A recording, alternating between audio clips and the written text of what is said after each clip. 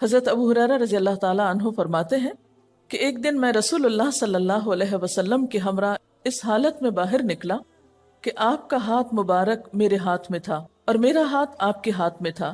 آپ کا گزر ایک شکستہ حال اور پریشان شخص کے پاس سے ہوا، یعنی بہت ہی تکلیف میں تھا وہ شخص۔ آپ نے اس سے پوچھا کہ کیا بات ہے، کیوں پریشان ہو؟ اس نے عرض کیا، اے اللہ کے رسول صلی اللہ علیہ وسلم، بیماری ہے، تنگ دستی ہے، اس کی وجہ سے یہ حال ہو گیا ہے۔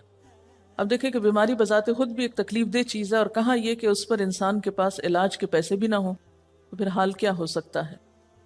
تو آپ صلی اللہ علیہ وسلم نے فرمایا، کیا میں تجھے ایسے کلمات نہ بتاؤں جن کے پڑھنے سے تیری بیماری اور تنگ دستی دور ہو جائے گی؟ تو اس نے عرض کی، علمنی یا رسول اللہ، کہ اے اللہ کے رسول صلی اللہ علیہ وسلم، مجھے ضرور وہ کلمات آپ سکھا دیجئے۔ تو آپ نے فرمایا کہ یہ دعا پڑھا کرو، توکلت علی الحی الذی لا يموت، الحمد للہ الذی لم يتخذ ولدا ولم یکن له شریک فی الملک ولم یکن له ولی من الذل وکبرہ تکبیرا۔ ترجمہ کیا ہے؟ میرا بھروسہ اس ذات پر ہے جو زندہ ہے، اسے کبھی موت نہیں آئے گی۔ تمام تعریفیں اسی اللہ تعالیٰ کے لیے ہیں جس نے کسی کو اپنا بیٹا نہیں بنایا، اس کی بادشاہی میں نہ کوئی شریک ہے اور نہ کوئی عاجزی کی وجہ سے اس کا مددگار ہے، اور اس کی خوب بڑائی بیان کرو، وَكَبِّرْهُ تَكْبِيرًا۔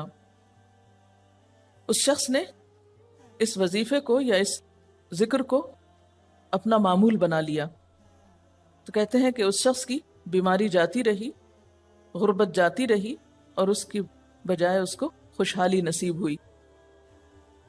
اور حضرت ابو ہریرہ رضی اللہ تعالیٰ عنہ جو تھے، وہ بھی سن رہے تھے اس کلمے کو، تو انہوں نے بھی سن کر اس کو پڑھنا شروع کر دیا۔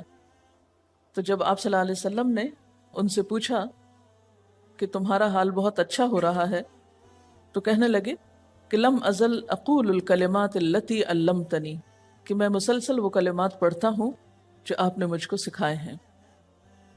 ویڈیو کے نیچے سبسکرائب کے بٹن پہ کلک کریں، بیل کے آئیکن پہ کلک کیجئے تاکہ ہر نئی ویڈیو کی نوٹیفیکیشن